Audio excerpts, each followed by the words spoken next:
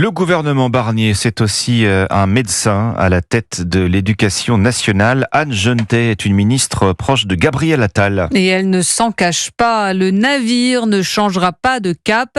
Ce sont les mots d'Anne Genetet hier lors de sa passation de pouvoir.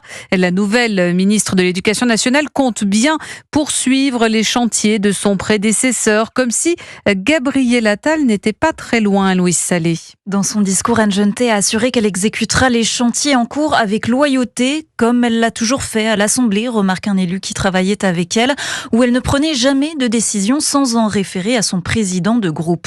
Dans le public, hier, rue de Grenelle, les fidèles conseillers de Gabriel Attal l'écoutaient au premier rang, l'un d'eux ayant même intégré son cabinet. Pour Guillaume Prévost, expert en éducation, l'ancien Premier ministre compte bien utiliser ce ministère politiquement. C'est le ministère de la jeunesse, c'est le ministère des téléphones portables, c'est le ministère de la laïcité, c'est le ministère de la fonction publique. C'est un outil pour capter la température, capter de l'information. Il n'y a pas une décision à Matignon qui n'implique pas l'éducation nationale compte tenu de la profondeur de son réseau. Donc on voit bien l'enjeu pour Gabriel Attal de constituer un projet politique présidentiel en vue de 2027. Dans la même logique, Laurent Wauquiez a lui aussi placé l'un de ses fidèles à l'éducation, Alexandre Portier, ministre délégué de la réussite scolaire et de l'enseignement professionnel, sous la tutelle d'Anne Genetet. Une collaboration où s'affrontent donc des mentors opposés. Louise Salé.